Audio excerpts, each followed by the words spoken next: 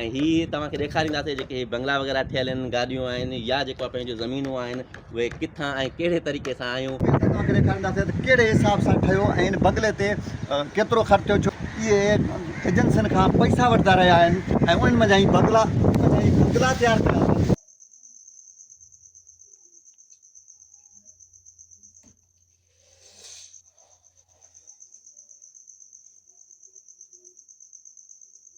मां तव्हांखे कयो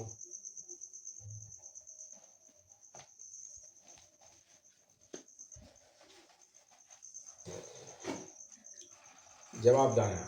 मां उन टाइम पंहिंजो नालो बि जेको आहे कॉम्पर्स जे हवाले सां नंगर मीराणी रखायो। बीएड टाइम बि मूं वटि कुझु कोन हुयो, शादी थियली ॿार बि हुया, पर मूं वटि बीएड बि ताईं कुझु कोन थियलु हुयो। बाबा इंतिहाई ग़रीब मिसकिन हुयो, मज़दूरी कंदो हुओ, पढ़ाई कोड़मत कंदो हुयो, उन खां अलावा मच्छी बि अचींदो हुयो। मूंखे फ़ख़ुरु आहे त मां अहिड़े जी औलाद आहियां जो बाबा मज़दूरी ऐं महिनत करे असांखे पालियो ऐं पढ़ायो। तकलीफ़ूं हद खां वधीक आहियूं। बाबा जी पोज़ीशन ॾिसी करे असां इहा कोशिशि कंदा हुआसीं त असां 3-4 दर्जे में बि काठियूं टोटा मेड़े करे शहर में विकिरो कंदा हुआसीं। कपिड़नि जी पोज़ीशन इहा हूंदी जो ओठी कपिड़ो हूंदो हुयो, माना खादी ओठी कपिड़ो तंहिं महिल उठे कलर ते हूंदो हुओ, सोटी कपिड़ो मिलंदो हुओ जो साल में उहो साॻो वॻो हूंदो। हा, साल में साॻो वॻो हूंदो। पोइ जे कॾहिं धोइणो पवंदो हो त धोइण लाइ बि हैसियत कोन हूंदी। पोइ छा कंदा हुआसीं त इलाइक़े में जिते कलर हूंदो हो, कलर मेड़े गॾियल उहो खणी करे खार जी सूरत में टीन में विझी करे उन में धोईंदा हुआसीं। अॼु बि उहो फ़ख़ुरु कंदा आहिनि मुंहिंजी औलाद। ईअं न चवंदो त कंहिं लूसी लपाटी कंहिं वॾे जेको फुरे लुटे पीर उन जे कढ वेंदा हुआसीं, उन जे पेरनि में वेंदा हुआसीं। जेको वॾेरो फुरे लुटे थो उन जे पेरनि में वेंदा हुआसीं। सरदार भोतार खे इज़त ॾींदासीं, पंहिंजे अज़ीज़ खे, पंहिंजे कारकुन खे, पंहिंजे पाड़ेवारे खे इज़त न ॾींदासीं। अस्सलाम वालेकुम दोस्तों, असीं हिन वक़्तु गणगी सिंध हाउस में हिते मौजूदु आहियूं। असीं हिते पहुता आहियूं। हिते हिकु सिंध जी महान शख़्सियत, उन सां मुलाक़ात कंदासीं, उन सां हाल अहवाल कंदासीं, जंहिंजो मां सम्झो पूरे ख़ानदान जो वास्तो कामरेड आहिनि ऐं सिंध परस्त क़ौम परस्त आहिनि। असीं कोशिशि कंदासीं उन सां मुलाक़ात कंदासीं, उन सां ज़िंदगी बाबति हाल अहवाल कंदासीं ऐं हीअ तव्हांखे ॾेखारींदासीं जेके बंगला वग़ैरह ठहियल आहिनि, गाॾियूं आहिनि या जेको आहे पंहिंजूं ज़मीनूं आहिनि, उहे किथां ऐं कहिड़े तरीक़े सां आयूं ऐं ज़िंदगी जे बारे में बि हाल अहवाल कंदासीं। जंहिंजी वॾी जद्दोजहद आहे, जंहिं कुर्बानियूं ॾिनियूं, यकीनी तौर ते हुन ते टार्चर बि छा हूंदा, हुननि ते सरकारी मास्तर हुयो, हुन ते यकीनी तौर ते पाबंदियूं बि लॻियूं हूंदियूं। उन जे बावजूदि हुन पंहिंजो पाण कामरेड थी करे सिंध सां मल्हायो आहे। इहा हिकु वॾी भयानक स्टोरी आहे जंहिं तां तक़रीबन आउं सम्झां थो त मीडिया जे अखियुनि खां, कैमरा जे अखियुनि खां इहा शइ उलझल आहे। इहा असां तव्हांखे ॾेखारण जी कोशिशि कंदासीं। इहो उतां बिल्कुलु बि हीउ साम्हूं आहे, जेको बंगलो आहे उहो बि असां तव्हांखे ॾेखारींदासीं त कहिड़े हिसाब सां ठहियो ऐं इन बंगले ते केतिरो ख़र्चु थियो। छो त हमेशह इल्ज़ाम लॻंदा रहिया आहिनि त इहे जेके कामरेड आहिनि इहे एजेंसियुनि खां पैसा वठंदा रहिया आहिनि ऐं उन्हनि मंझां ई बंगला तयारु कया। इन बाबति बि उस्ताद खां मालूम करण जी कोशिशि कंदासीं। वेठा आहिनि साम्हूं, हलूं मालूम करण जी कोशिशि कंदासीं त इन में हक़ीक़तूं छा आहिनि, केतिरी सचाई आहे या केतिरो इहो कूड़ आहे। इहा छो त इहा ज़ुबान मालिक पंहिंजी ज़ुबान जी पाण ॿुधाए सघंदा। अस्सलाम वालेकुम।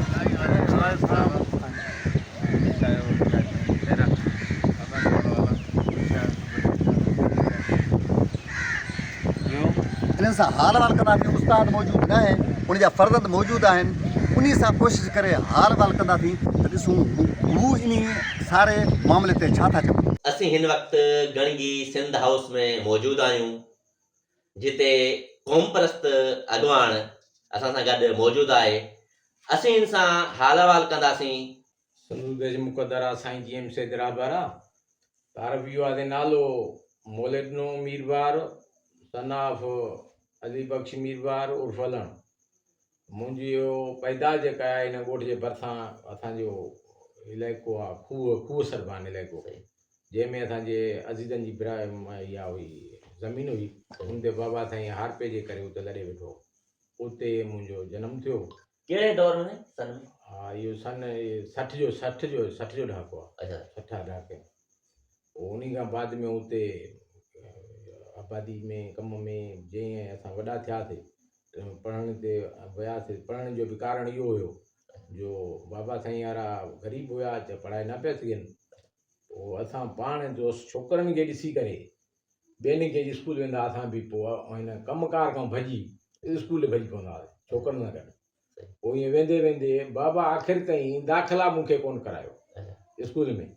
उस्ताद वाहिद भाई कोराई हूंदो बाबा वारनि जो दोस्त हूंदो, उन कई दफ़ा चयोसि बाबा अचो आलणा करे छॾींदा हुआ बाबा खे, बाबा पुट खे दाख़िला कराए वञो। अब कोन हले त अलाए छा थींदो।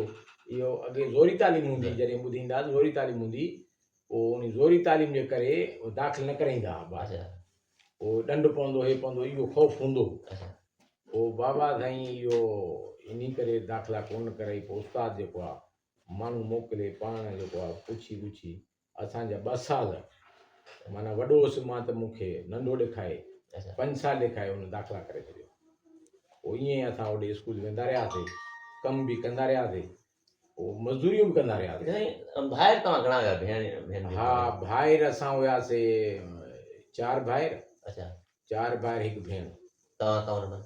हा मां जेको हुयुसि उहो भाइनि में 2 नंबर हुयुसि, ऐं ॿियो 1 भेण हुई मूंखां वॾी, 1 भाउ हुयो, वॾो भाउ, 2 नंबर भेण, 3 नंबर मां, 4थो नंबर भाउ हुयो जेको 91 में बीमार थी कैंसर जे मुज़िमत में फोत थी वियो 91 में। हाणे सिलसिलो इहो त बाबा इंतिहाई ग़रीब मिसकिन हुयो, मज़दूरी कंदो हुओ, पढ़ाई कोड़मत कंदो हुयो, उन खां अलावा मच्छी बि अचींदो हुयो। मूंखे फ़ख़ुरु आहे त मां अहिड़े पीउ जी औलाद आहियां जो बाबा मज़दूरी ऐं महिनत करे असांखे पालियो ऐं पढ़ायो। बाबा जी पोज़ीशन ॾिसी करे असां इहा कोशिशि कंदा हुआसीं त असां 3 4थे दर्जे में बि काठियूं टोटा मेड़े करे शहर में विकिरो कंदा हुआसीं। ऐं इहो बि सिलसिलो हुयो जो मां मतिलबु 4थे 5 में पढ़ंदो हुउसि त हिते असां वटि दाता काटन फैक्ट्री वटि हिते भठो हूंदो यूसुफ पठाण जो, उते मां घाणी भराईंदो हुउसि मिटी जूं। अॻे नलकनि ते भराई वेंदियूं, मोटर न हूंदा, उते घाणी भराईंदो हुउसि। ऐं गॾनि जी टपाल बि हिकिड़ी ते जेके भठे ते सिरूं भरींदा उनखे टपाल सॾिबो हो, उहा बि हकली ते असां पंहिंजो सुबुह जो सवेरे वेंदा हुआसीं, कॾहिं स्कूल घुसाईंदा हुआसीं, स्कूल घुसाए खां पोइ मज़दूरी ते लॻी वेंदा हुआसीं। कपिड़नि जी पोज़ीशन इहा हूंदी जो ओठी कपिड़ो हूंदो हुयो, माना खादी ओठी कपिड़ो तंहिं महिल उठे कलर ते हूंदो हो, सोटी कपिड़ो मिलंदो हो जो साल में उहो साॻो वॻो हूंदो। हा साल में साॻो वॻो हूंदो। पोइ जे कॾहिं धोइणो पवंदो हो त धोइण लाइ बि हैसियत कोन हूंदी, पोइ छा कंदा हुआसीं त इलाइक़े में जिते कलर हूंदो हो, कलर मेड़े गॾियल उहो खणी करे खार जी सूरत में टीन में विझी करे उन में धोईंदा हुआसीं। इस्त्री जे कारण इहो हूंदो त थाल में टांडा विझी पोइ उन खे ज़ोर ॾेई करे इस्त्री कंदा हुआसीं कपिड़ा। ऐं पोइ इन सिलसिले में जेको सिलसिलो हलंदो रहियो। बाबा ख़ुददार माण्हू हुयो ऐं कंहिं ॾे खान जाम ॾे कंहिं ॾे ईंदो वेंदो कोन हो, की पीर फ़कीर ॾे कोन वेंदो हुयो, पंहिंजी मज़दूरी पंहिंजी महिनत पंहिंजी लगन में रहंदो हुयो। मतिलबु गुरबत वारी ज़िंदगी में तव्हां तालीम हासिल कई? ॾाढी। शादी कहिड़े सन में कई? शादी मूं कई आहे 1984 में। ऐं नौकिरी? हा इन खाॻ में ॻाल्हि इहा त जीअं मूं इंटर पास कई, मैट्रिक पास करण खां बाद में बाबा चयो त बाबा हाणे वधीक मां नथो पढ़ाए सघां ऐं तव्हां मुंहिंजी मदद कयो, काथे मज़दूरी कयो। मूंखे शौक़ु हुजे त मां पढ़ां। पोइ हितां बाबा वठी हलियो, हितां हुयो फताह शाह घोटकी वारो हेडमास्टर हुयो सरहद में, उन ॾे वठी हलियो। उहो बाबा जो ख़्यालु कंदो, इज़त कंदो, वठी हलियो त उन खे चयईं त बाबा हिनखे मां चए थो मां पढ़ायां, त उन चयो बाबा पढ़ाइण जो कहिड़ो ख़र्चु आहे, तूं छॾे ॾे हिनखे, वाह तोखे ख़र्चु खपे त मूंखां वठी जाए पढ़। मां वञी फस्ट ईयर में दाख़िला वरिती घोटकी में डिग्री कॉलेज में। फस्ट ईयर 81 में मूं इंटर कई। 81 खां पोइ नौकिरी जे लाइ अप्लाई कयोसीं। नौकिरी में मूंखे स्टील मिल में 11 महीने जी 14 तारीख़ ते स्टील मिल में नौकिरी, टेस्ट थी सखर में गोलीमार रोड ते पॉलीटेक्निकल कॉलेज आहे, उन में टेस्ट वरितऊं, उन में मां थी वियुसि। पर मां बीमार एतिरो थी पियुसि जो मूंखे वञण जी सघ न थी। बि बुआ हूंदी, बुआ मूंखे घणो गहरो प्यारु सम्झी, उन बि इजाज़त न ॾिनी। पोइ होॾे न वञी सघियुसि। पोइ वरी ईअं मज़दूरी सॼियूं कंदो, वरी हिन में उछुर ज़कात में बि थियुसि अची आमिल ज़कात, माना क्लार्क सॾिबो आहे। वरी 84 में जीअं मूं शादी कई, शादी खां पोइ वरी जेको आहे मां टेस्ट थी इन जी वैक्सीनेटर जी, सखर में डायरेक्टर हुयो कुरैशी साहब, उहो टेस्ट थी, उते मां टेस्ट में पास थी वियुसि। वरी पोइ मां 4 5 साल वैक्सीनेटर हुयो। वैक्सीनेटरी सां गॾोगॾु मां तालीम पंहिंजी जारी रखियो आहे ॾींदो पढ़ंदो आहियां किताब ॿियो टियों सिलसिलो हिते साईं तव्हां 4 भाइर तव्हां पढ़ंदा रहिया भाइर बि पढ़ंदा रहिया हा इन में इहो हो त मुंहिंजो वॾो भाउ भेनर कोन बि? पढ़ियो मुंहिंजो वॾो भाउ कोन पढ़ियो मुंहिंजो इहो भेण बि कोन पढ़ी मुंहिंजो टियों नंबर जेको हुयो मूंसां हलंदो हुयो टियों बि हलंदो पर उते बि ॿारनि सां विढ़ंदो कंदो पोइ जेको आहे उहो न पढ़ी सघियो बाक़ी जेको चो इहो 5 नंबर हुयो 5 नंबर 3 नंबर 4 नंबर न पढ़ियो 5 नंबर पढ़ियो अमीर हमदो नालो अथसि उहे हाणे प्रोफेसर आहे हिन में आहे सांगड़ में एलिमेंट्री कॉलेज में आहे प्रोफेसर उते आहे उहो पढ़ी वियो बाक़ी वॾो भाउ न पढ़ियो भेण बि न पढ़ी मां जेको आहे जीअं सिंध में जेको अचण जो कारण हुयो अच्छा कॉलेज में जॾहिं पढ़ियुसि तंहिं महिल किन दोस्तनि सां मुंहिंजो राब्तो थियो उते नूरसन भुट्टो हे असांजो छा नालो आहे हिन जो भुट्टे जो इम्तियाज़ भुट्टे जो पीउ आहे अच्छा इहे उन महिल हुया उन्हनि जी वेड़ थी हुई सिपाह वारनि सां उन में असां हिननि सां गॾु हुयासीं उन में उन्हनि दौरान असांजो साईं जीएमसी जी किताबनि सां लॻाव थियो अच्छा साईं जा किताब पढ़ियासीं उन खां पोइ साईं जी शख़्सियत खां ई मुतासिर थियासीं पोइ साईं खे 81 में मां मेंबर बि 81 में थियुसि अच्छा ऐं जीअं जिसाब में उहिदेदार थियुसि सेक्रेटरी अच्छा जिसाब जो तंहिंखां बाद में साईं सां बि मुलाक़ात 81 में थी तव्हां इन खां मुतासिर थी जंहिंखे चऊं हा हा इन मां एजेंडा या उनजी ॾिसी करे हा तव्हां पोइ हा क़ौम परस्त थिया वेठी पोइ करे कुंपड़ ऐं जा कामरेड साईं सां मुलाक़ात करे बाक़ाइदा जेको आहे इन में नज़रियाती साईं थी वियासीं साईं जे पैरोकार थी वियासीं उन खां बाद में पैरोकार थियण खां बाद में असां में जुरियत हिमत गैरत पैदा थी दोस्त पैदा थिया जंहिं असांखे हिमथायो इन सूरत में असां अॻियां वधियासीं पढ़ियासीं ऐं अॻियां वरी ड्यूटी छॾी रही आहे जेका वैक्सीनेटर में कयमि वैक्सीनेटर छॾे करे मां वञी बीएड कई बीएड ताईं बि मूं वटि कुझु कोन हुयो शादी थियली ॿार बि हुया पर मूं वटि बीएड बि ताईं कुझु कोन थियल हो हितां जो बस ते वेंदा हुआसीं बंधानी बस हलंदी उबाड़े खां उन ते वेंदा हुआसीं सुबुह जो चढ़ी मोट ते किराओ विराओ कोन हूंदो मानी बि उॿड़ बुड़ सां खाई करे सिधा निकिरी वेंदा हुआसीं बीएड करियासीं बीएड करे खां पोइ जेको आहे मां वरी इंटरव्यू ॾिनो इम्तिहान जो जेएसटी थियासीं जेएसटी खां बाद में वरी प्रमोशन थी वियो मूंखे नवाबशाह रखियो न नवाबशाह खां प्रमोशन मोटी आयुसि वरी उबाड़े खां मीरपुर हिते वरी मुंहिंजो 2006 में प्रमोशन थी वियो एसएस कैडर में लिया गज़ेटेड कैडर में माना 17 साल 12 साल रहियुमि 17 में वरी 18 में वरी 19 में रिटायर कयो गवर्नमेंट मुलाज़िम बि हुया वे ऐं क़ौम परस्ती बि कई वे ऐं कामरेड वे इन में तकलीफ़ूं बि तव्हांखे तकलीफ़ूं आयूं इन जे तकलीफ़ूं हद खां वधीक आयूं जो अॻु में स्टेट जी पॉलिसी इहा हुई त माण्हुनि खे काबू कंदा हुआ बंदि करे रखंदा हुया केस दाख़िल न कंदा हुया जॾहिं बि को एहतजाज या को वॾो बशीर ख़ान को एहतजाज कंदो या को धरणो हूंदो त असांखे हिते गिरफ़्तार करे वेंदा हिते करे लॉकअप करे छॾींदा माना केस बि दाख़िल 5-8 ॾींहं रखी करे वरी छॾे ॾींदा तकलीफ़ तमामु घणियूं आहियूं पर उन सूरत हाल में असां पाण खे चेंज कयोसीं माना अहिड़ी सूरत हाल में चेंज कयोसीं त को प्रूफ असां न छॾियो जो असां ते अहिड़ो दाख़िल थिए मां उन टाइम पंहिंजो नालो बि जेको आहे कुंपरसी जे हवाले सां नंगर मीराणी रखायो नंगर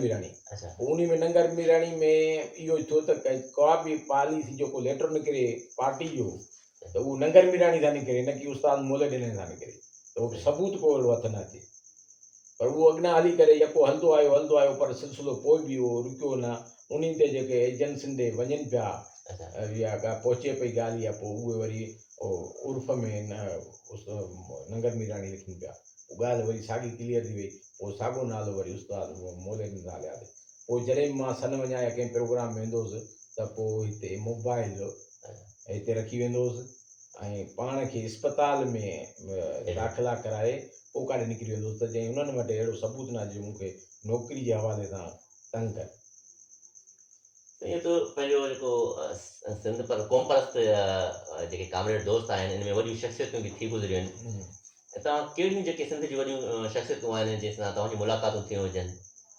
जीअं साईं जीएमसी शख़्सियत कोई कोन्हे ठीकु आहे साईं खां पोइ जेको आहे आरिसर साहिब सां त मूं कमु कयो आहे 11 साल अच्छा जी, मुसलसल समाज। सां मुलाक़ात थी आहिनि हा तव्हांजी?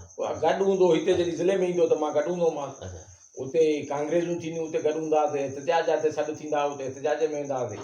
साईं सां तक़रीबन 95 ताईं जीअं समाज में रहियुसि हरीसर सां। पोइ वरी साईं जो फोथी वञण खां पोइ वरी 95 में इंज़माम थियो साईं जे 40 ते। इंज़माम में सभु पार्टियूं गॾिजी करे सिंध क़ौमी था ठहियो।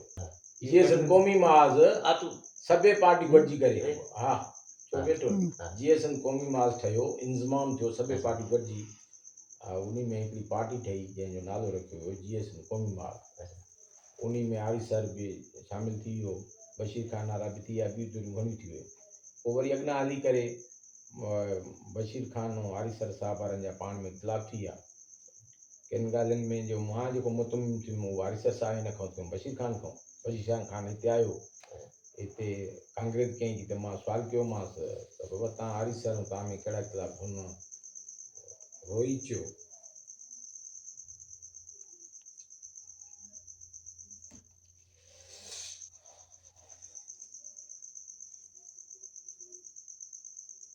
बशीर खान रोई चयो त बाबा मां तव्हां छा कयो?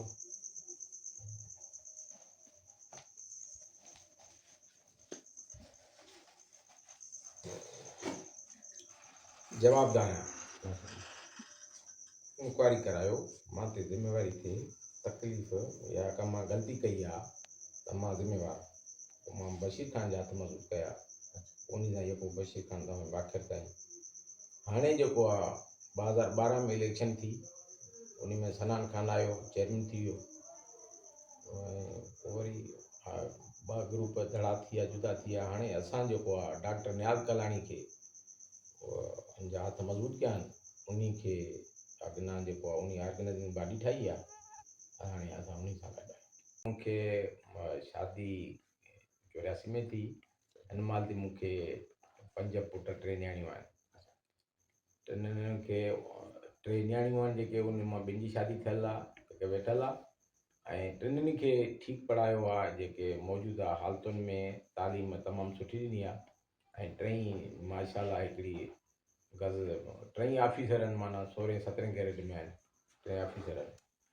छोकिरियुनि खे एतिरी अहमियत ॾिनी मूं त जीअं छोकिरियूं मुंहिंजियूं अॻु खां अॻिरियूं हुजनि, तालीम एतिरी ॾिनी। ऐं इहो फ़र्क़ु न कयो त मुंहिंजो पुटु आहे या हे धीअ खे तालीम छो ॾिवाई, जीअं आम माण्हुनि में हूंदो आहे। पर असां सही जा पैरोकार थी करे साईं जेम्स जे करे पोइ जेको आहे इहा शइ असां पर ख़तमु करे छॾियो ऐं छोकिरनि खे ऐं छोकिरियुनि खे तालीम ॾिवाई। छोकिरा 5 आहिनि, 5 मां हिकु वॾो आहे, उहो सरकारी वकील आहे ऐं उहो बि सियासत सां वाबस्तु आहे, SUP सां। ऐं ॿियो नंबर ते वकील आहे हिते, उहो जेको आहे अब्दुल मजीद, उहो जीअं सिंध क़ौमी महाज़ शहीद बशीर खान जो ज़िले सदर आहे। ऐं 3 नंबर जेको आहे उहो अब्दुल वहीद, उहो वकील आहे, उहो जेको आहे आरिसर अब्दुल वाहिद आरिसर ग्रुप में जीअं सिंध क़ौमी महाज़ अब्दुल वाहिद आरिसर जो मरकज़ी उहिदेदार आहे। ऐं 4 जेको नंबर आहे उहो बि जेको आहे ज़िले जो उहिदेदार आहे आरिसर जीअं सिंध क़ौमी महाज़ आरिसर में। ऐं जेको 5 नंबर आहे उहो वरी शहीद बशीर खान में असां सां गॾु आहे। ऐं कमकार जे हवाले सां हिननि जो इहो आहे जो छोकिरा उहो वकील आहिनि, हे पंहिंजे हिसाब सां सियासी कमकार में बिज़ी आहिनि ऐं 2 हो नंढा पढ़नि था पिया, वकालत में पढ़नि था पिया, कोई नर्सिंग करे थो पियो, वकालत में बि आहे, उहो कनि था पिया, उहो पंहिंजे हिसाब सां बिज़ी आहिनि। ऐं सोर्स ऑफ इनकम अञा इहा आहे त जेको मां रिटायर थियो आहियां, उन हिसाब सां पेंशन मिले थी, उन ते घर हले। कोई बि माण्हू हुजे जेकॾहिं उहो घर वारनि खे, घर वारी खे शामिलु न कंदो, उहो उनजो मिशन कामयाबु न थींदो, मक़सदु कामयाबु न थींदो। मूं हिकिड़ो इंटरव्यू पढ़ियो, हिन में कंहिं दानश्वर जो हुयो, लाइव इंटरव्यू ATN ते। उन में उनखे पुछूं त तव्हां इन प्रोग्रामनि में पाण वञो था, पंहिंजी फैमिलियूं नथा वठी वञो, पोइ या तव्हां सचा न आहियो या प्रोग्राम सां मुतबिक़ न आहियो, तॾहिं तव्हां पंहिंजी फैमिली खे परे रखी वेठा आहियो। उन खां मां इहो सोचियो त इहा हक़ीक़त आहे, जंहिंखे मां बहितर सम्झां थो सही प्रोग्राम खे उन्ही में जेकॾहिं औलाद खे परे रखंदुमि त मां मुनाफ़िकी थो कयां प्रोग्राम सां ई औलाद सां ई। पोइ घरवारी खे बि सन वठणु पंधु करे शुरू करायमि।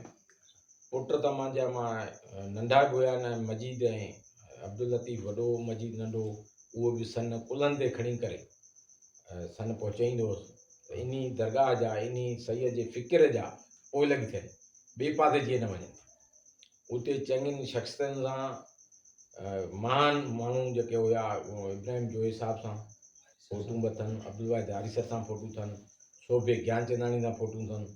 साईं जी वरसी ते मुख़्तलिफ़ माण्हू साईं जी दरगाह ते सन में मुख़्तलिफ़ माण्हुनि सां फ़ोटूं अथनि। अॼु बि उहो फ़ख़ुरु कंदा आहिनि मुंहिंजी औलाद। त तव्हां पंहिंजे औलाद खां पंहिंजे घर वारनि खां सभिनी खां मुतमिन आहियो ऐं मुतमिन तव्हां आहियूं, सां कुल्हे में मिलाई बीठा आहियो। सियासी हवाले सां मुतमिन आहियूं। मां पंहिंजे हवाले सां घरवारी खे बाबा मूं सां नाराज़ थियो त बाबा इहो छा थो करें पियो। बाबा खे चयमि बाबा ॻाल्हि ॿुधो, जीएम से जो फ़िकिर जेको आहे उहो असांजी राह आज़ादी आहे, उहो असांखे ज़ुल्मनि खां उहो कढंदो। ऐं अॼु बि जेको असां वधिया आहियूं साईं जे फ़िकिर जे करे वधिया आहियूं, जुरत हिमत आई आहे। अॼु जेको नालो निशान आहे, जेका बि असांजी इज़त आहे, उहो साईं जे फ़िकिर जीएम से जे फ़िकिर में आहे। तंहिंजे करे जेकॾहिं असां उन खां हटाईंदासीं, कंहिं आम पीर ते कोन थो अची वञा पियो, को दुआ वठणु कोन थो वञा, को पुटु नथो वठणु वञा, तंहिंजे करे जीएम से जे फ़िकिर जो पोइ लॻायां, उते ज़रूरु वठी वेंदुसि। पहिरें बाबा नाराज़ थियो, पोइ बाबा सेट थी वियो। असांजो मुआशिरो अजीब आहे, मुआशिरो अजीब आहे। जेको फुरे लुटे पीर, उन्ही जे कढ वेंदासीं, उन जे पेरनि में वेंदासीं। जेको वॾेरो फुरे लुटे थो, उन जे पेरनि में वेंदासीं। सरदार भोतार खे इज़त ॾींदासीं, पंहिंजे अज़ीज़ खे, पंहिंजे कारकुन खे, पंहिंजे पाड़े वारे खे इज़त न ॾींदासीं। इहा हिन मुआशिरे जी आहे मना फिना आहे त जेको आहे मुआशिरो इन ॻाल्हि में अॻिना आहे। मतिलबु कोशिशूं कई आहे वॾे पैमाने ते, गुरबत में अची करे हिन सित में वेठा आहियूं।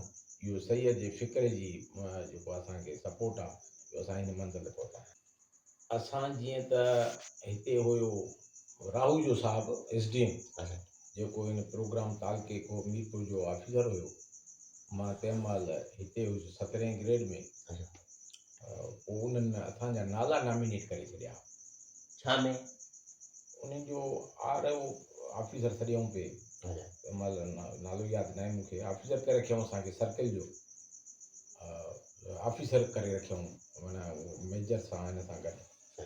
उन में इहो थियो जो असां राहू जे साहिब वियासीं त बाबा असांजा नाला कटियो, असांखां हाणे असां शुगर वारा मरीज़ ॿिया।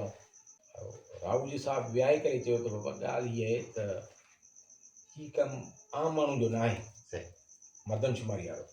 असांखे तव्हांजा नाला ॾिना विया आहिनि त इहे माण्हू कमु पटींदा, मर्दमशुमारी वारो। मां चयो ठीकु आहे, क़बूल आहे। पोइ चैलेंज क़बूल कयोसीं, पोइ हली पियासीं। असां वटि अमूमन इहो थींदो आहे त असांखे क़ौम, मदर टंग जी बि ख़बर कोन्हे हूंदी। क़ौम छा खे चइबो आहे, मदर टंग। आम उस्ताद खे, आम प्रोफेसर खे, आम इहा ख़बर कोन्हे का। पोइ असांखे जो रखियऊं त असांखे चैलेंज हुयो।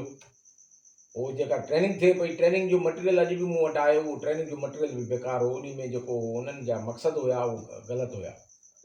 उहो इहो आहे त सिंधी ॿोली जो खानो पुछण जे लाइ तव्हांखे साबित कीअं करिणो आहे सिंधी आहे। तव्हांजो ॿारु कंहिंमें पढ़े थो, कहिड़े क्लास में पढ़े थो, कहिड़ी ॿोली में पढ़े थो, माना उन ते वञनि पिया। मदर टंग ते, मातृ ॿोली ते न पिया अचनि। उहो ट्रेनिंग में बि एतिराज़ु कयासीं। पंहिंजे उस्तादनि खे पंहिंजे हिसाब सां जेके असांखे मिलियल हुया, उन्हनि खे असां पंहिंजे हिसाब सां सम्झायोसीं बाबा हीअं भरिणो आहे, हीअं करिणो आहे। पोइ असांजो फाइल मेजर घुराए वरितो एजेंसी नारंग खां। पोइ बीहाए करे जेको रिज़ल्ट आयो, जीअं हुननि चाहियो उहो रिज़ल्ट न आयो, पूरे तालके मीरपुर जो। पोइ घुराए करे मूंखे घुराई त बाबा ये आपका जो रिज़ल्ट है वो कंपेयर नहीं हो रहा। हाँ जो किस बात में सर? ये लैंग्वेज में जो है आपका, बात ये है कि आपके बंदे जो हैं वो यहाँ लोकल नहीं है। हमारा टीचर लोकल है, उसको जानता है कि ये जो बंदा है वो सिंधी है। जो अब आपके बंदे जाते हैं तो वो उन लोगों के साथ उर्दू में बात करते हैं। हमारे बंदे यहाँ के लोकल आदमी जो उर्दू में बात करें तो वो उर्दू लिख लेते हैं। इसी वजह से आपका जो बंदों का रिज़ल्ट है, हमारे बंदों का रिज़ल्ट कंपेयर करते हुए सब बराबर नहीं होगा। आग बांधे गलत है, उसी वजह से उन्होंने मुझे तकलीफ दी मेजर ने बहुत सारी। और रिजल्ट बहुत अच्छा आया, बेहतर आयो रिजल्ट। हाँ बेहतर माना रिजल्ट तव्हांजो हुजण सां बहितर हुजण सां बेहतर, तमामु बेहतर आयो। कई दफ़ा लेटर निकिता ऑफिसरनि खां। अच्छा ऐं फैमिली खे टार्चर वग़ैरह हाँ टार्चर फैमिली के रोज़ इहो ऑफिसरनि खां लेटर निकिता अच्छा ॾियो डायरेक्टर खां त पोइ इहे माण्हू इन जिस्म में कमु था कनि अच्छा ऐं इन्हनि खे पाबंद कयो त जेको आहे विथड्रा करायो। उहो ऑफिसर असां सां कोऑपरेशन बि कंदा हुया, ताउन बि कंदा हुया ऐं चवंदा हुआ त बाबा आस्ते मिड़े ख़्याल सां हलो जो असां मजबूर आहियूं सभु हिसाब सां। पोइ उन हिसाब सां उन्हनि खे लिखी ॾींदा हुआसीं मिड़े कमु बहितर थी वेंदो।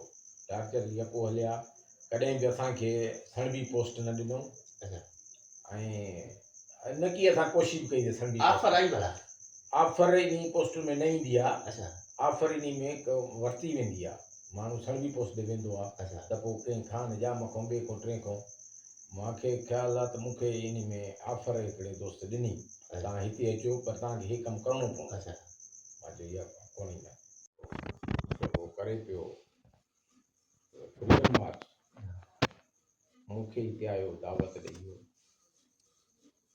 2012 में आख़िरी आयो असां वटि 28 फेबररी ते आयो बच्चा। मूंखे ईअं लॻे थो आयो हिते त मां वॾो जलसो करायोमांसि। पोइ मूंखे चयनि त मां ई फैमिली वठी ईंदुमि ऐं तूं वठी जा। अच्छा मां चयो त ठीकु आहे मां तयारु हुउमि। मां हिते माना इंतज़ामु मुंहिंजे हवाले हुयो सॼो ज़िले कोटकी जे हवाले खां। मां गाॾियूं वाॾियूं सॼे ज़िले में इंतज़ाम वेठो करणु। पोइ बशीर खान देरि सां चयो फ़ोन करे चयो त छा पोज़ीशन आहे। मां त वेगनूं कयूं आहे। तव्हां कहिड़ो नालो करे छॾींदो हुयो? मूंखे मोलण करे छॾींदो हुयो। मोलण मूंखे मोलण हा मोलण करे छॾींदो हुयो। पोइ मूंखे चयो मोलण छा पोज़ीशन आहे तुंहिंजी, राति जो फ़ोन कयईं। मां चयो अथई गाॾी बस नथी थिए पई, मगरिब जे टाइम के बस नथी थिए पई हाणे इहा आहे मूं वटि पोज़ीशन जो वेगनूं करायूं आहे हिन बस कढी आहे। सही बाक़ी हाणे पैसो काॾो ईंदो कीअं थींदो पे त हाणे वञो उबाड़े आमन खान सिले ते हा वञ तोखे सपोर्ट कंदो। वञ ते जेका उन वटि उमेदु हुई उहा थोरी घटि मिली। चईं दादा हाणे राति जो टाइम आहे मां वटि इहा जेका गुंजाइश मां ॾियां थो। पोइ वरी आयुमि त वरी मियां शफ़ी खे मैसेज कयुमि ॾींहं जो माण्हू मोकिलियोमांसि उनखे रिप्लाई न ॾिनई मियां शफ़ी। वरी मां मैसेज कयोमांसि एतिरा पैसा खुटनि था इहे पोज़ीशन आई ॻाल्हि। वरी उन सपोर्ट कई माण्हू मोकिलिया इम्तियाज़ अथसि समय जो उहो मोकिलियो। उहो पैसा खणी आयो। असां राति जो तक़रीबन 11-12 बजे बस कढी ते मुंहिंजी धीअ वॾी जेका हुई उहा उन महिल इंतिहाई सीरियस पई। मां न वञी सघियुमि फैमिली न वञी सघी बाक़ी सभु मुंहिंजा ॿार सभु विया पुट सभु विया ॿिया ॿ पाणे जा ॿिया सभु कढियमि मुंहिंजो भाउ बि वियो सभु विया मां कोन वञी सघियुमि। मुंहिंजी धीअ हिते सीरियस हुई ॾाढी इंतिहाई उन करे वञी सघियुमि। पोइ उते यादि कयईं सवेरे पुॼण ते हिननि खे चयईं उस्ताद किथे आहे सभिनी खे चयईं सुबुह साईं सवेरे ॿार उथियो निकितो न उस्ताद किथे आहे तव्हां अची उस्ताद कोन थो नज़रे छोकिरनि जो वॾी जी तबियत सफ़ा सीरियस हुई इन करे न अची सघियो। हा इहे असांजो मुंहिंजो वास्तो जेको आहे तमामु पुराणो रहियो आहे पार्टी में सभिनि सां शादी गमी जा वास्ता आहिनि। तक़रीबन हिन महिल डॉक्टर नियाज़ कालाणी आहे बशीर खान जी फैमिली सां वास्ता आहिनि पुराणा ऐं असलम खैरपुरी बि असां सां कारकुन रहियो आहे पहिरें उन जी हाणे पंहिंजी पार्टी आहे ऐं सूर्य सिंधी आहे उहो बि अॻु में कारकुन रहियो आहे उन तालुक उहो पुराणो तालुक आहे उन सां आहे। ऐं शबीर जमाली आहे जीअं तारीख़ जो उहो बि पुराणो कारकुन रहियो आहे पुराणो तालुक आहे अॼु जो तालुक कोन्हे पुराणो तालुक आहे सभिनि सां शादी गमी जा पेर आहिनि सभु ईंदा वेंदा आहिनि। सूर्या सिंधी आहे इहे आहिनि मर्कज़ी पार्टियुनि जा चेयरमैन साईं ज़ैन शाह जेको आहे SUP जो त साईं जेको आहे इहे बि अॻु में असांजा कारकुन हुया असां गॾु हुया जीअं सिंध क़ौमी महाज़ में इहे गॾु हुया पोइ हिननि जुदा जेको आहे ठाही आहे त इन्हनि सां उहो तालुकात पुराणा बहाल अलॻि पार्टियूं थियनि तॾहिं बि असांजा तालुकात बहितर आहिनि हिते ईंदा वेंदा आहिनि ऐं सभिनि खां बहितर तालुकात आहिनि तमामु शादी गमी ताईं आहिनि असांजा। हक़ीक़त इहा आहे त असांजो ज़मीन ते झगड़ो थियो, खणत थी उन ते झगड़ो थियो मुख़्तलिफ़ वॾेरनि जो। कहिड़े साल में? इहो 72 73 में 1972 73 में थियो। उन खां पोइ मुख़्तलिफ़ केसनि में हलियासीं, वकीलनि सां चङनि माण्हुनि सां अचणु वञणु थी वियो, तालुक ठही वियो। असांजे इलाइक़े जो, तव्हांजे बाबूरा जे इलाइक़े जो अलाह बचाओ माण्हू कामरेड अलाह बचाओ माण्हू उहो इन इलाइक़े में तमामु मशहूरु हुयो। उन खे मूं नंढे लाइ 4थे दर्जे पढ़ंदो हुउसि त हिते हिन जे मीरपुर माथेले में अलाह बचाए के मांदल शहर खे मीरपुर माथेले में गॾा ते विहाए करे मोकारो करे घुमायो वियो। उहो जॾहिं ॾिठोसीं उन खां पोइ हिकिड़ो तासुर वधियो, ख़्यालु वधियो, सोच वधी त बाबा इहो छो। पोइ सुवाल जॾहिं ख़बर पई त अलाह बचाए हे कमु कयो आहे, हारियुनि जी हक़नि जे, सिंधी माण्हुनि जी हक़नि जे लाइ विड़ियो आहे। जीअं जीअं वधंदा वियासीं, उमिरि वधंदी वई, तीअं बचाए जी तरफ़ असांजो लाड़ो वधियो, संगत वधी। जॾहिं बचाए वधियो, बचाए जी सोबत में संगत में अची करे असां साईं जेम्स जा किताब पढ़ियासीं। साईं जा किताब पढ़ियासीं, वरी जॾहिं कॉलेज में पहुतासीं त उते कॉलेज जी सियासत में जिसाब जा दोस्त मिली विया, उन्हनि सां उथण वेहण थी वियो। उन्हनि सां किताब पढ़ियासीं। तंहिंखां बाद में इलेक्शन थी 81 में, मां उन इलेक्शन में जिसाब जो सेक्रेटरी, ज़िले जो सेक्रेटरी थियुसि जिसाब जो।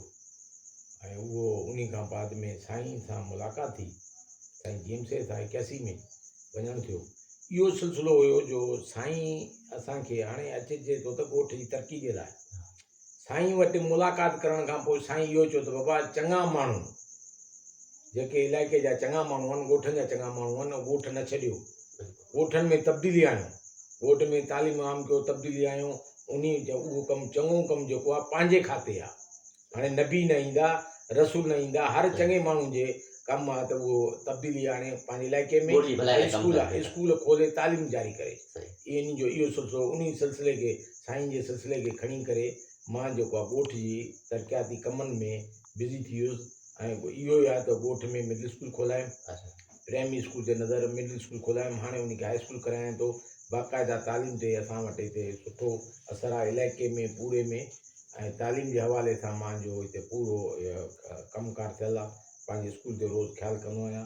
बहितर उस्ताद आहिनि, बहितर तालीम हले थी, तमामु बहितर नमूने। ये जेके गैर सियासी नौजवान आहिनि, जंहिंजो पंहिंजो क़ौमी काज़ में को अहिड़ो कंहिं किरदारु न आहे, त उन्हनि जे लाइ को मैसेज ॾींदव?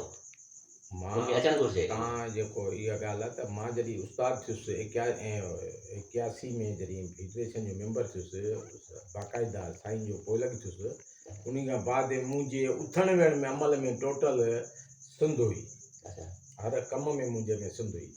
पोइ इन सिंध में जे हवाले सां एतिरो कमु खे अॻियां खणी आयुसि जो मूंखे जिथे कमु करिणो हुजे उहो इन नुक़्ते सां कयां पियो त जीअं सिंधी माण्हू अॻियां अचनि। हाणे शागिर्द जेको बि जॾहिं मां पाण सिंध GS में शामिलु थियुसि, उन खां पोइ सिंध जे हवाले सां साईं जो पोलक थी करे सिंध जो कमु, जेकॾहिं सियासत में मां न अचां त असां वटि खोड़ शागिर्द आहिनि या माण्हू आहिनि, वॾा प्रोफेसर आहिनि, न विया त उन्हनि कोई कमु सिंध लाइ न कयो आहे। मुंहिंजे नज़र में नौजवान खे इहा सलाह आहे त जीअं सिंध में जी सियासत कयो, सिंध धरती सियासत कयो, साईं जेम्स जी फ़िकिर में असांजी राह आहे। इन शइ जो क़ाइल आहियां त इहो हिकिड़ो तजुर्बो असां वटि थी वियो। इंज़माम थियो 95 में, साईं खां पोइ बाद में गॾियल इंज़माम थियो, GS कोई मास ठही, पोइ वरी आहिस्ते आहिस्ते वरी हर को जुदा थी वियो। ऐं इहो जुदा थियो, मां इंज़माम जे उन टाइम मुखालिफ़ में हुउमि, हाणे बि मुखालिफ़ में आहियां। इंज़माम जी लफ़्ज़ी माना छा आहे? माना ज़म थी वञे, ज़म थी वञे। त मां उन टाइम मुखालिफ़ में ज़ाती तौर ते त बाबा इहो जेको जल्दी जंहिंजे कंहिंजो पीउ मरी वञे, को लीडर मरी वञे ऐं उन जो कावड़ जो इज़हार इन सूरत में कजे, इहो ग़लति आहे। पोइ इहो जुदा हुजे त बहितर आहे। पोइ आख़िर वरी जुदा थी वियो। मां अॼु इन ॻाल्हि जो क़ाइल आहियां त जेतिरियूं तंज़ीमूं पार्टियूं ठहनि सिंध जे मफ़ाद में आहिनि ऐं बहितर आहिनि, ऐं इन में को ग़लति न आहे। इहे तमामु अचो त जेकॾहिं गॾु छो न आहिनि, असां जीअं सिंध एक्शन कमेटी में बि सिंध मसइलनि ते गॾु आहियूं। जीअं सिंध राबर कमेटी बि आहे, उन में बि असांजी पार्टी गॾनि, पर जीअं सिंध एक्शन कमेटी जेका आहे उन में सभई असां गॾिजी वेंदा आहियूं। हाणे जेको बैरिया टाउन वारो मामिलो थियो, उन में बि सभई जेको आहे जीअं सिंध एक्शन कमेटी हुई जंहिं हुते लीड कई, सभई सिंधी माण्हू पहुता थी इन शइ ते, सिंध जे इशू ते असां सभु गॾु आहियूं।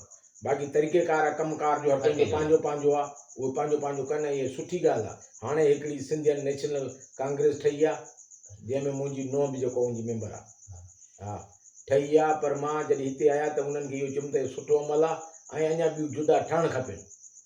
गॾु जॾहिं साईं जेम्स सेठ हूंदो त हिकिड़ो पंडाल हूंदो हुयो, हाणे जेको असांजो सॼो सन भरियल हूंदो आहे। तंहिंजे करे इहो सुठो सवण आहे, वक़्त जी ज़रूरत आहे। असांजी इहो आहे त जीए सिंध ॻाढ़े झंडे वारा, अच्छा ॻाढ़े झंडे वारा जेके बि आहिनि उन्हनि जे लाइ सिंध हाउस खोलियल आहे। अच्छा ऐं उहे जॾहिं हिते ईंदा आहिनि त मां पाण खे ख़ुशि नसीबु सम्झंदो आहियां। उहे सही जा पैरोकार आहिनि, पोइ उन जे लाइ मूंखे हड़ूं वड़ूं तकलीफ़ूं कढे उधार खणी बि उनजो पूरो कंदो आहियां। खाद खुराक जो ॿियो मसिलो इंतज़ाम करण जो कंदो आहियां। ऐं अर्ज़ु इहो आहे त मां 98 में हे कमरो ठाहिरायो, हिकिड़ो कमरो 98 में। उन में जीपी फंड थींदो आहे असांजो, उन जो उधार हर कंहिं मुलाज़िम थींदो आहे, उन मां असांखे मिलंदो आहे, लोन मिलंदो आहे जीपी फंड जो, वरी किस्तुनि जी सूरत में अदा कबो आहे, जमा कराइबो आहे। उन मां कढाए हे कमरो ठाहिरायो हिकिड़ो। बाद में वरी जे साल खां पोइ वरी ॿियो कमरो ठहायो। हाणे अची करे 34 सालनि में मुंहिंजी रिटायरमेंट थी आहे, जी 4-5 कमरा ठाहिराए करे जेका हे ठाहिरायो आहे, इहो 35 सालनि में इहो वारे वारे था ठाहिरायो, कॾहिं अधु कमरो, कॾहिं कीअं इहो अची पूरो कयो आहे। 17 में हे पूरो कयो आहे। इन खां बाद में वरी ओताकारो जंहिंजे सिंध हाउस नालो आहे, उन में जेको आहे उहो हिकिड़ो हॉल आहे, 40 बाय 20 जो हिकिड़ो हॉल आहे, हिकिड़ो 15-15 जो कमरो आहे हेठि मथे।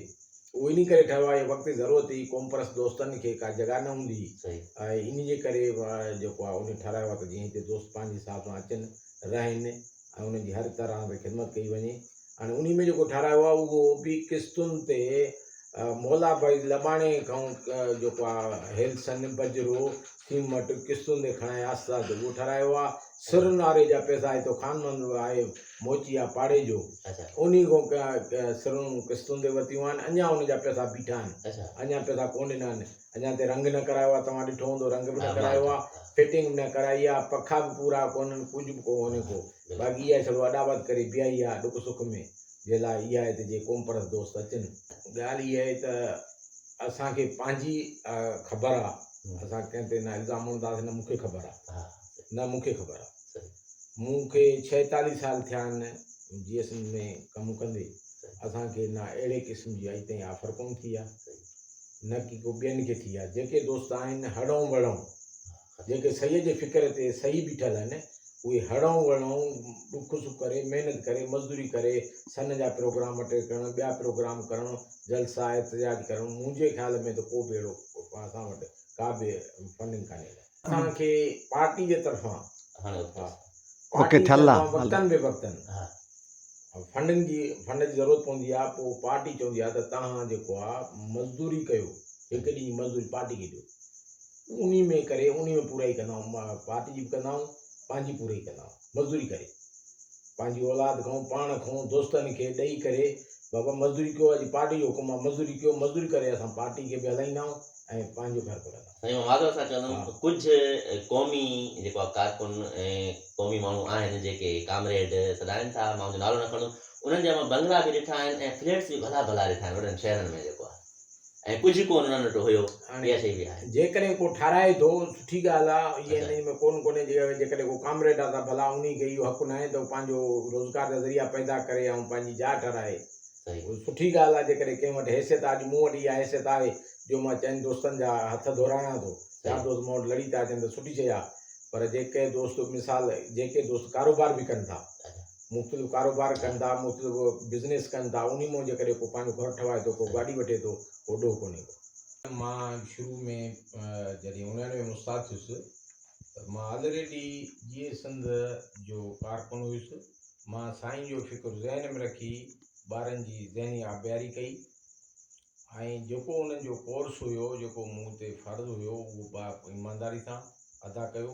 पंहिंजी ड्यूटी दौरान कॾहिं बि जेको आहे न गैराज़ो रहियुसि, न ग़लति देर पदेर पंहिंजो टाइमिंग जी पाबंद रहियुसि, पाबंद उस्ताद रहियुसि, ऐं शागिर्दनि जी ज़हनी जेको आहे आबियारी कई, त उहो सिंध जी आज़ादी जी तरफ़ जीअं अॻियां वञी करे उहो ख़ासि किरदारु अदा करे सघे इहो। ऐं उस्तादनि सां जेके गॾु मूंसां उस्ताद रहिया अॼु उहे शाहिद आहिनि जिते बि हूंदा त उस्तादनि खे या शागिर्दनि खे साईं जीएम से जो आज़ादी वारो फ़िकिर सभिनि ताईं पहुचायो, चङी तरह पहुचायो, सभई अॼु शाहिद। मां इहो अर्ज़ु कंदुमि सभिनी माण्हुनि खे, सियासी गैर सियासी माण्हुनि खे, गैर सियासी जेके शागिर्द आहिनि या आम माण्हू आहे जेको मुंहिंजो आवाज़ु ॿुधे थो, सभिनी खे इहो अर्ज़ु कंदुसि त सिंध हिन महिल वॾे ॾुखे दौर मां गुज़री रही आहे, ग़ुलामी जो दौरु आहे ऐं असांजो निजात जेको आहे साईं जीएम से जे फ़िक्र में आहे, आज़ादी वारे फ़िक्र में आहे। उन में अचो, उन में गॾिजो त सिंध जी जेको आहे आज़ादी मुमकिन थी वेंदी। तंहिं करे सभिनी खे सियासत खां सवाइ तव्हां को बि हक़ु नथा वठी सघो, तंहिं करे सभई अची क़ौमी सियासत में शामिलु थियो। राबर साईं जीएम सैद जो फ़िकिर जेको आहे उहो एॾो मज़बूत आहे, जेतिरो असांजो ईमान आहे त सुबुह थियणी आहे एतिरो असांजो ईमान आहे त सिंध आज़ाद ज़रूरु थींदी। हाणे उन में सुवाल इहो आहे त असां सां गॾु जेको आहे बांग्लादेश जुदा ठही वियो, असांजूं हालतूं वरी ॿियूं आहिनि। साईं जीएम सैद इतफ़ाक़ी आज़ादी नथो वठे, MRD ठही, MRD हली, MRD में असांखे होशियारु कयो वियो छाकाणि त MRD में टोटली सिंध जा नारा हली विया। BBC जो नारो ॾिनो, ॿुधायो त बाबा सिंध में सिंधुदे जी थी वई आहे। साईं खे चयो त बाबा तव्हां आज़ादी कयो वठो था, साईं चयो त न, मूंखे आज़ादु सिंधुदेश खपे। मूंखे इहो न खपे त माण्हू पंहिंजी आज़ादी जी घुर त कनि न, मां उन लाइ वठां न, कंहिंजे लाइ वठां। साईं माण्हू पंहिंजी आज़ादी पाण ग़ुलाम सम्झनि ऐं घुर कनि त पोइ उहा आज़ादी मां वठंदुसि। अॼु वरी साॻियो पीर मीर खां मुला जे कब्ज़े में आहे, जॾहिं इन खां आज़ादु थींदो मुंहिंजो माण्हू, तंहिंखां पोइ आज़ादी घुरंदुसि, उहा आज़ादी मिलंदी ऐं आज़ादी मुमकिन आहे। आज़ादी वेड़ सां मिलंदी या जेको आहे जदोजहद प्यार मोहबत सां मिलंदी? हाणे अॼुकल्ह जो जदीद जेको दौरु आहे उन जो दौर जी तक़ाज़ा आई आहे त अदम तशदुद। पाकिस्तान बि त को वेड़ सां कोन ठहियो, अदम तशदुद सां ठहियो हुयो, काई वेड़ कुझु कोन थियो हुयो। बांग्लादेश में पाकिस्तान हिननि वेड़ कई हुई, बाक़ी उते वेड़ पाकिस्तान में जुदा इंडिया में जो कोन थियो। हाणे अदम तशदुद अहिड़ी तलवार आहे, अहिड़ो हथियार आहे जो विहाए सघे थी हुकुमराननि खे, असांजे दुश्मननि खे विहाए सघे थी ऐं असां आज़ादी तरफ़ वञी रहिया आहियूं। हाणे साईं जो नज़रियो एॾो पुख़्तो आहे, एॾो मक़बूल थी वियो आहे जो पंजाब जा क़ौमपरस्त या सराइकीस्तान जा क़ौमपरस्त असांखे चवंदा आहिनि त तव्हां ते जीएम से जी वॾी महिरबानी आहे जो तव्हां सिंधी सरायो था। असां सराइकी नथा सराए सघूं, असांजो वजूद ख़तमु कयो वियो आहे, तव्हांजो वजूद ज़िंदा आहे ऐं तव्हांजी आज़ादी मुमकिन थी चुकी आहे साईं जीएम से जे नज़रिए जे करे। सो साईं जो नज़रियो पुख़्तो थी रहियो आहे। अॼु झंग झर में जिथे किथे अॻे मीडिया ते साईं जो नालो न खणंदा हुया, हाणे तव्हां टीवियुनि ते ॾिसो त जीअं सिंध वारा जीअं, इहो साईं जो ई नज़रियो आहे। साईं जे नज़रिए जी फतह आहे जो क़ौमपरस्त जेको आहे गवर्नमेंट सियासतदान बि साईं जो नज़रो खणी करे GS चई करे वोट वठनि था, सिंध कार्ड पेश करे वोट वठनि था क़ौमपरस्त जी बुनियाद ते, त उहो बि वोट इन बुनियाद ते मिले थो। इहो साईं जो नज़रियो आहे। जॾहिं साईं जीएम से जो नज़रियो सभई असां सिंधी माण्हू पाण उन तहत ग़ुलाम सम्झंदासीं, आज़ादी घुरंदासीं, साईं जीएम से जे नज़रिए तहत आज़ादी घुरंदासीं मुमकिन। ग़ुलाम जेको आहे न, हिकु चिड़ंगा माचिस जी जॾहिं किथे बि असां इस्तेमालु कयूं था तो ॿेलनि जा ॿेला गर्क थी करे छॾे। जॾहिं नफ़रत जेका आहे ग़ुलामी खां, जॾहिं माण्हू नफ़रत करे थो, ग़ुलाम सम्झे थो, नफ़रत करे थो, उहा आज़ादी वठी वेंदो। जी नाज़रीन, तव्हां उस्ताद मोहतरम मौलाना मीर पार कामरेड जूं ॻाल्हियूं ॿुधियूं।